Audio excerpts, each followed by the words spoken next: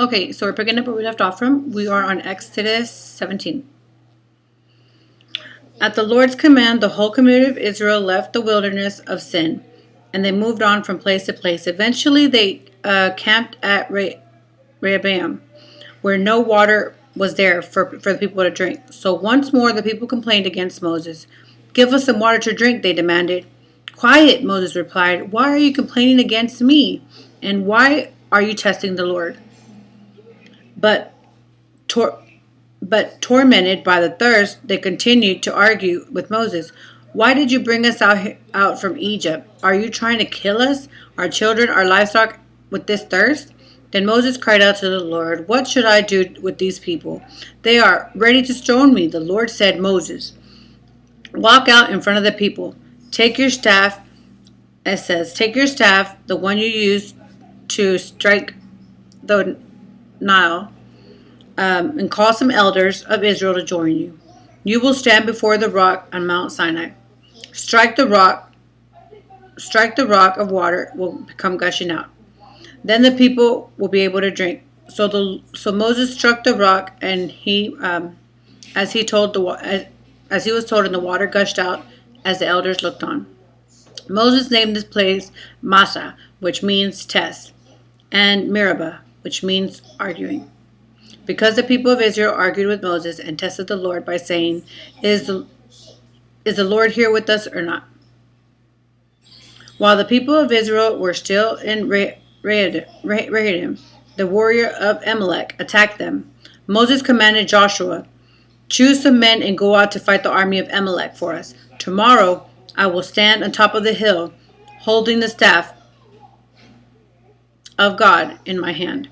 So Joshua did as Moses had commanded and fought the army of Amalek. Meanwhile, Moses and Aaron and Hur climbed to the top of a nearby hill. As long as Moses held up the staff in his hands, the Israelites had the advantage. But when he dropped his hands, the Amalekites gained advantage. Moses' arms soon became tired, so he could no longer hold them up. So Aaron and Hur found a stone for him to sit on. Then they stood on each side of Moses, holding his hands up, so his hands held steady until the sun set.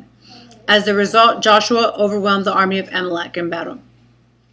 After the victory, the Lord instructed Moses, Write these down on the scrolls as a permanent reminder, and read them aloud, and read it aloud to Joshua, and I will enter in the memory of Amalek. And I will erase the memory of Amalek from under heaven. Moses built an altar there and named it Yahweh Nisa, which means "the Lord is my banner." He said, They have raised their fists against the Lord's throne, so now the Lord will be at war with Amalek generation after generation. Okay, and now we're going to Exodus 18. Moses' father-in-law, Jethro, the priest from Midian, heard about everything God had done for Moses and his people, the Israelites. He heard especially about how the Lord had rescued them from Egypt.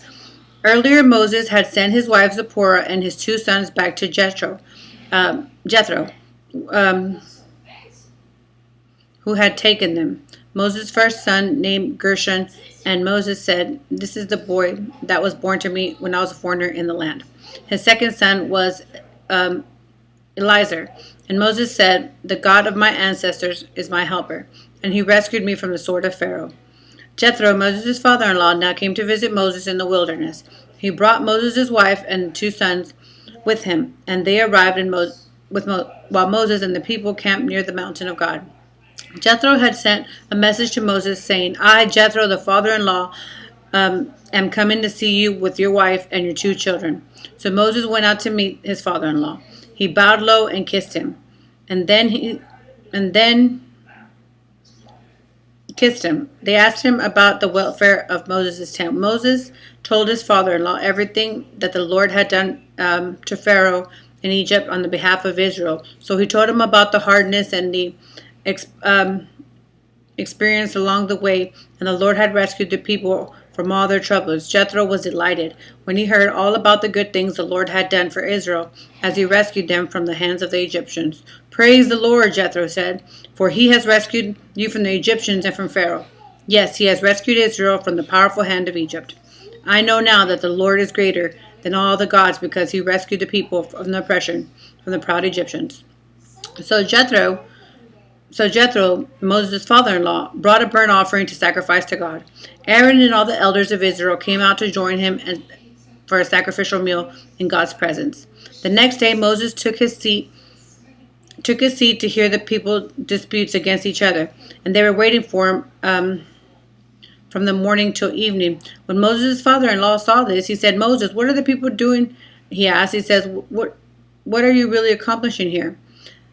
And then why are you trying to do all this alone? And everyone standing around till the morning till the evening?" Moses replied, "Because the people come to me to get the rules from God. Then disputes arise, and they come to me, and they come to settle between the quarreling parties. I inform the people of God's decrees, and then they give them instructions." "This is not good," Moses' father-in-law exclaimed. "You're going to wear yourself out, and the people too. This job is too much of a heavy burden for you to handle all by yourself. Now listen to me, and let me give you a word of advice.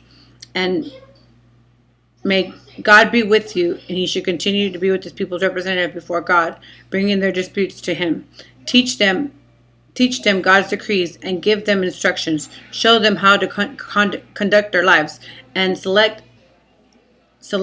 from all capable, honest men who fear God and hate briberies, appointing them to lead the groups in thousands, in 1,000s, 100s, 50s, and 10s. They should always be able to solve people's problem and disputes. But then, for the major cases, let the leaders bring the disputes to you, except the smaller cases. Let them handle it themselves, and they will help you carry the load, making the task easier for you. If you follow this advice, and if God commands you to do so, then you will be able to endure the pressure, and all the people will go home in peace." Moses listened to his father-in-law Jethro's advice and followed his suggestion. He chose capable men over all of Israel and appointed them as leaders over the people, and he put them in charge of the groups of thousands and 100s and 50s and 10s. And then the men were able to solve the people's common disputes. They brought in major cases to Moses, but they took care of all the smaller matters themselves. Soon after, Moses said goodbye to his father-in-law, and he returned to his homeland. And we are going to stop there, and that is Exodus 18:27. All right, thanks.